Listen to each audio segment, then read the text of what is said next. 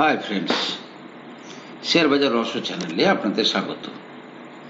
আশা করি আপনারা ভালো আছেন এবং সুস্থ আছেন। ফ্রেন্ডস,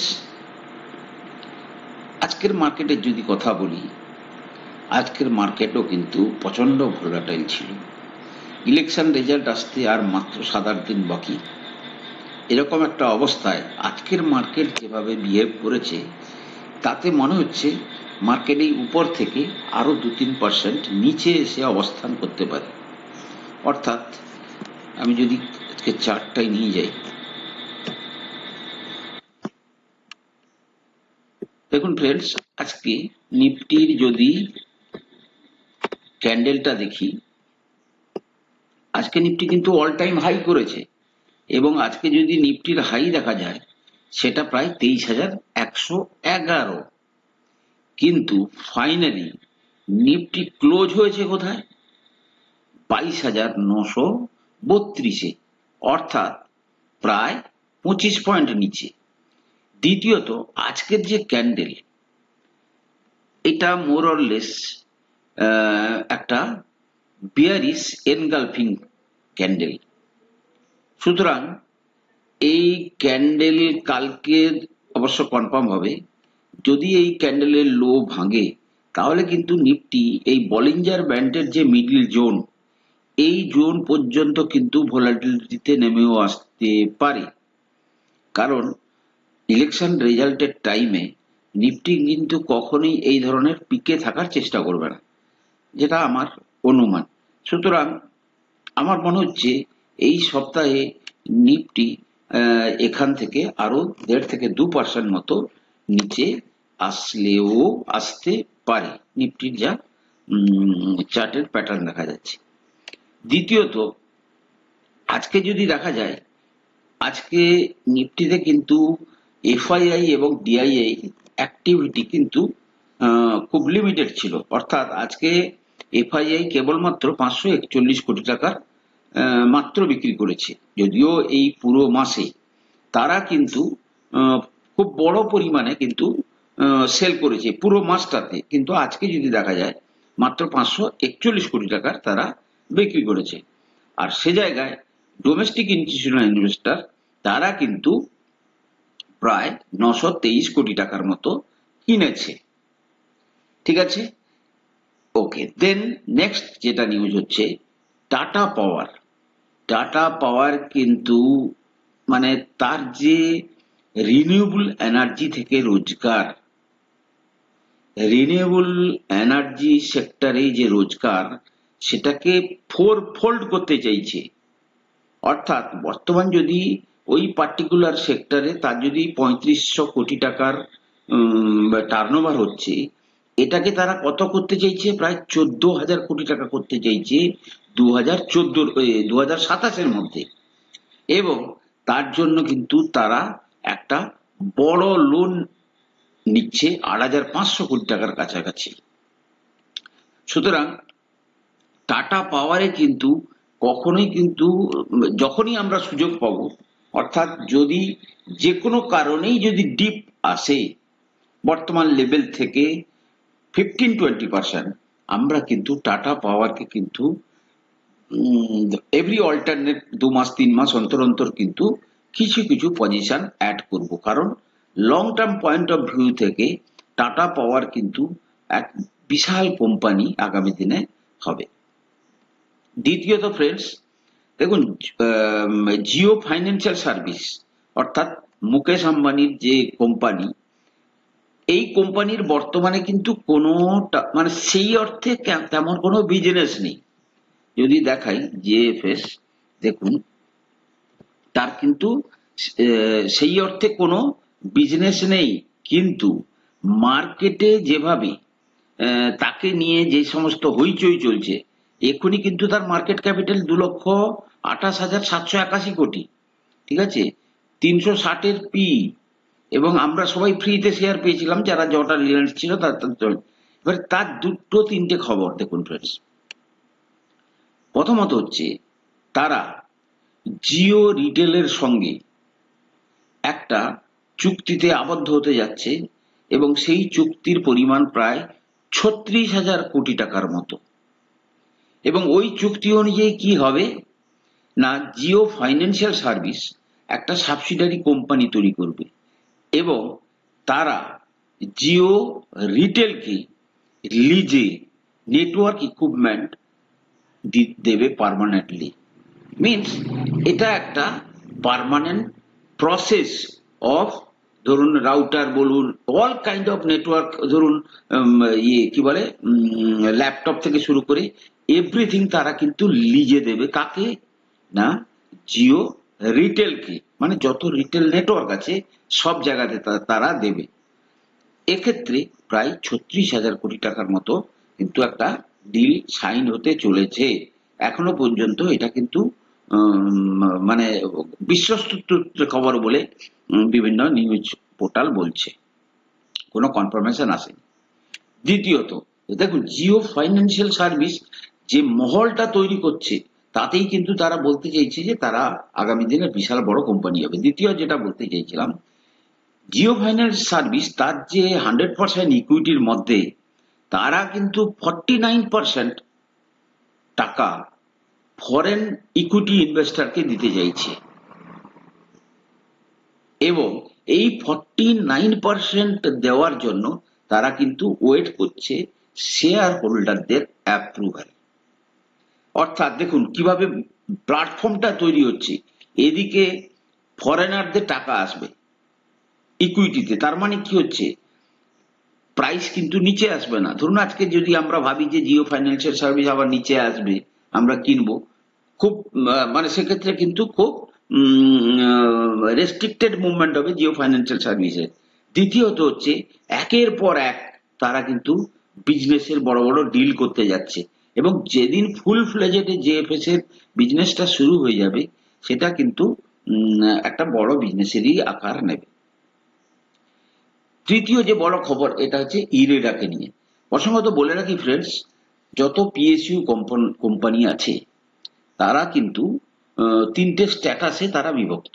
এক হচ্ছে মহারত্ন, দ্বিতীয় হচ্ছে নবরত্ন, তৃতীয় হচ্ছে মিনি রত্ন। অর্থাৎ যে কোনো কোম্পানি তার পারফরমেন্স অনুযায়ী প্রথমে কিন্তু সে মিনি রত্ন স্ট্যাটাস পায়, তারপরে নবরত্ন স্ট্যাটাস পায়, তারপরে মহারত্ন স্ট্যাটাস পায়। আপনারা চাইলে এটা কিন্তু গুগলে গিয়ে সার্চ করে আরো বৃহৎ আকারে দেখতে পারেন। নবরত্নর যে কোম্পানিগুলো হচ্ছে অর্থাৎ মিডিল, তাদের কিন্তু প্রফিট ইয়ারলি 5,000 কোটি টাকা হতে হবে এবং কোম্পানির সাইজ মানে প্রায় 15,000 কোটি টাকার কোম্পানি হতে হবে। আর যদি এই নবরত্ন থেকে মহারত্ন কেউ হতে চায় তাকে কিন্তু 15,000 কোটি টাকার প্রফিট অ্যাচিভ করতে হবে, ঠিক আছে। আর যারা মহারত্ন কোম্পানি হয় তারা কিন্তু সরি কিছু কিছু আলাদা স্ট্যাটাস পায়, তারা মোর অটোনমি পায় এবং বেশি ক্ষমতা পায়। যে ক্ষমতা কে দেয় তাদেরকে, প্রেসিডেন্ট অফ ইন্ডিয়া বা গভর্নমেন্ট। যে ক্ষমতা কিন্তু তুলনামূলকভাবে নবরত্ন কোম্পানিগুলোর কম থাকে এবং তার চেয়ে কম থাকে কার, মিনিরত্ন। কেন বললাম না, ইরেডা ইনিশিয়ালি কিন্তু ছিল মিনিরত্ন কোম্পানি, বর্তমানে কিন্তু সে কিন্তু প্রায় নবরত্ন কোম্পানিতে কনভার্ট হয়ে গেছে এবং তারা কিন্তু তারা বলছে আমরা 2030-এর মধ্যে মহারত্ন কোম্পানিতে কনভার্সন হব, অর্থাৎ তাকে অ্যাচিভ করতে হবে সেই অনুযায়ী। দ্বিতীয় আর একটা ইরেডার ভালো খবর হচ্ছে কি না, ইংল্যান্ডের যেটা ফুটসি বলা হয় এফটিএসি, ওয়ার্ল্ড ইন্ডেক্সের মধ্যে কিন্তু ইরেডাকে ঢোকানো হয়েছে বা ঢোকানো হবে। তাতে লাভটা কি হবে, তাতে লাভ এটা হবে এই শেয়ারে কিন্তু মানে সমস্ত দেশের টাকা, এই সমস্ত ইন্ডেক্সে কিন্তু সমস্ত দেশ থেকে কিন্তু টাকা ইনভেস্ট হয়, আলটিমেটলি তার শেয়ার প্রাইসটা কিন্তু অনেকটা স্টেবল হবে। ক্লিয়ার? নেক্সট যেটা হচ্ছে ক্রিস উড দুটো সতর্ক করেছে, ভোটের পরে দুটো জিনিস হতে পারে। যদি ইলেকশন রেজাল্ট খারাপ আসে তাহলে মার্কেট 20% মতো ক্র্যাশ করতে পারে, এটা তার প্রেডিকশন।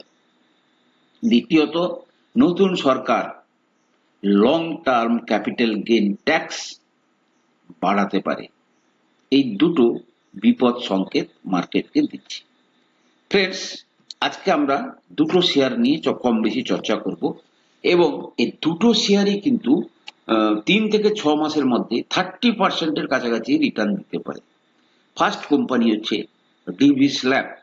আপনারা যদি ডিভিস ল্যাবের বর্তমানে 1,13,000 কোটি টাকার এটা কোম্পানি ডিভিস ল্যাব, কালকে ডিভিস ল্যাবের রেজাল্ট এসছে এবং যদি আপনি রেজাল্টটা দেখেন, রেজাল্ট কিন্তু টেরিফিক রেজাল্ট এসছে এবং মেন যেটা তাদের যে মানে আগের যে ফর্ম ছিল সেই ফর্মের নেক্সট ধাপে এগোচ্ছে। অর্থাৎ এই কোয়ার্টারে তারা গত কোয়ার্টারের তুলনায় প্রায় 538 কোটি গত কোয়ার্টারে কত ছিল ধরুন ডিসেম্বর কোয়ার্টারে 358 কোটি টাকার প্রফিট ছিল, 538 কোটি টাকার প্রফিট করেছে এই জাস্ট 3 মাস পরে। সেলস দেখুন 1855 কোটি টাকার সেলস ছিল, 2303 কোটি টাকার সেলস হয়েছে, মার্জিন 26 ছিল 32 হয়েছে এবং যদি তার আগের মার্চের কোয়ার্টার দেখেন তার চেয়েও কিন্তু সে ভালো রেজাল্ট করেছে। এবার আমি যদি একটু চার্টে চলে যাই, এই শেয়ার যেটা দেখা যাচ্ছে, যদি একটু লং টার্ম চার্টে যাই তাহলে দেখা যাচ্ছে এই শেয়ার কিন্তু খুব তাড়াতাড়ি 5,000-এর ঘর ছুঁলেও ছুঁতে পারে। অর্থাৎ এখান থেকে প্রায় চার্টটা দেখুন ফ্রেন্ডস, এ কিন্তু তার যে প্রিভিয়াস হাই সেই প্রিভিয়াস হাই এর দিকে কিন্তু সে যেতে পারে। অর্থাৎ প্রায় 5100-5200 লেভেলে কিন্তু যেভাবে চার্টটার ফরমেশন হচ্ছে তাতে কিন্তু এই শেয়ারের সেই মুভমেন্ট করার মতো সামর্থ্য আছে বা সেদিকে যেতে পারবে। আমরা কিন্তু 3500 লেভেল থেকে কিন্তু আপনাদেরকে বলে আসছি ডিভিস ল্যাব কিনুন। আজকে কিন্তু 3500 লেভেল থেকে প্রায় 20% মুভমেন্ট দিয়ে দিয়েছে। এখান থেকে আরো 20% থেকে 25%, ইভেন 30% মুভমেন্ট আরামসে দেবে এবং তারপরে সে ওয়েট করে তারপরে তার নেক্সট মুভমেন্টের দিকে এগোবে। দ্বিতীয় যে শেয়ারটার কথা বলবো আজকে সেটা হচ্ছে ডিফেন্স সেক্টরের আর একটা স্মল ক্যাপ কোম্পানি পারস ডিফেন্স। বর্তমানে তার 3,490 কোটি টাকার এসছে, কি বলে মার্কেট ক্যাপিটাল, পিই হচ্ছে 116, ইপিএস কত 8.22। দেখুন ফ্রেন্ডস, আপনারা ভালো করেই জানেন ডিফেন্স সেক্টরের শেয়ারগুলোতে আগুন লেগে আছে। এই ডিফেন্স সেক্টরের শেয়ারগুলো কিন্তু এরা ইন জেনারেলি সাব কন্ট্রাক্ট পায় বড় বড় কোম্পানিগুলো থেকে। যেমন ধরুন কোনো বড় কন্ট্রাক্ট হলো, তার থেকে সাব কন্ট্রাক্ট পায় এই সমস্ত কোম্পানি। এবারে এই কোম্পানির কিন্তু দারুণ রেজাল্ট আসছে পারস ডিফেন্স, এবং এ কিন্তু তার যখন এসছিল কি বলে আইপিও এসছিল সে লেভেলে এই শেয়ারটা যে জায়গায় ছিল তখন হাই কত গেছিল প্রায় 1256-র কাছাকাছি। এ কিন্তু খুব তাড়াতাড়ি এখান থেকে 30% মুভমেন্ট দেওয়ার মতো ক্ষমতা রাখে। দেখুন আজকে এই জায়গায় আছে, এই জায়গা পর্যন্ত তার কিন্তু ফার্স্ট টার্গেট হতে পারে। ডিফেন্স সেক্টরে দেখুন উইথ ফুল ভলিউম, দেখুন কিভাবে ভলিউমের সঙ্গে শেয়ার যাচ্ছে। যদি ফুল ভলিউমের সঙ্গে যাচ্ছে তার মানে কি বুঝতে হবে যে কোনো না কোনো অপারেটর কিন্তু এখানে পজিশন নিচ্ছে এবং সেক্ষেত্রে অন্যান্য ডিফেন্স কোম্পানিগুলো যদি দেখেন তারাও কিন্তু খুব একটা ফ্লাইং জোনে দাঁড়িয়ে আছে। অর্থাৎ তাদের ক্ষেত্রেও কিন্তু মানে আরো বড় মুভমেন্ট দেওয়ার মতো অবস্থায় থাকতে পারে। যদিও শেয়ারটা কস্টলি, তাও এই শেয়ারটা কিন্তু আগামী দিনে যেহেতু এবং ছোট কোম্পানি, দেখুন আমাদের মানে অবজেক্টিভ হচ্ছে লং টার্ম, আমরা কিন্তু অত শর্ট টার্মের প্লেয়ার না। কিন্তু একটা শেয়ারকে যদি আমাকে আরো কস্টলি জায়গায় কিনতে হয় সেটাই সবচেয়ে মানে বাজে কন্ডিশন। দেখুন ফ্রেন্ডস, গত মানে ডিসেম্বরে 64 কোটি টাকার সেলস হয়েছিল, প্রায় 5.86 কোটি টাকার প্রফিট। এবারে সেলস কত হয়েছে মার্চ কোয়ার্টারে প্রায় 80 কোটি টাকার সেলস, ঠিক আছে, এবং প্রফিট হয়েছে প্রায় 9.60 crore। এবং যদি ইয়ার অন ইয়ার ভিত্তিতে দেখা যায় সেক্ষেত্রেও কিন্তু একটু মার্জিন কমেছে কিন্তু সেলস তার কিন্তু বাড়ছে। সুতরাং এই কোম্পানিটাকেও কিন্তু এই পারস ডিফেন্স শেয়ারটাকেও কিন্তু এদের কিন্তু হাই গ্রোথ সেক্টরের মধ্যে পড়ে। সুতরাং এই শেয়ারগুলো আপনারা কিন্তু এভরি অল্টারনেট 1 মাস 2 মাস পরে পরে একটা দুটো করে আপনার পোর্টফোলিওতে অ্যাড করতে থাকবেন। ফ্রেন্ডস, আমি কোনো সেবি রেজিস্টার্ড অ্যানালিস্ট নই। কোনো শেয়ারে কেনা বা বিক্রির আগে আপনারা কিন্তু আপনাদের ফাইন্যান্সিয়াল অ্যাডভাইজারের পরামর্শ নিয়ে তবেই কিন্তু শেয়ারে কেনা বা বেচার সিদ্ধান্ত নেবেন। ভালো থাকুন, সুস্থ থাকুন, চ্যানেলটাকে সাবস্ক্রাইব করুন, লাইক করুন, কমেন্ট করুন। কথা হবে পরের এপিসোডে।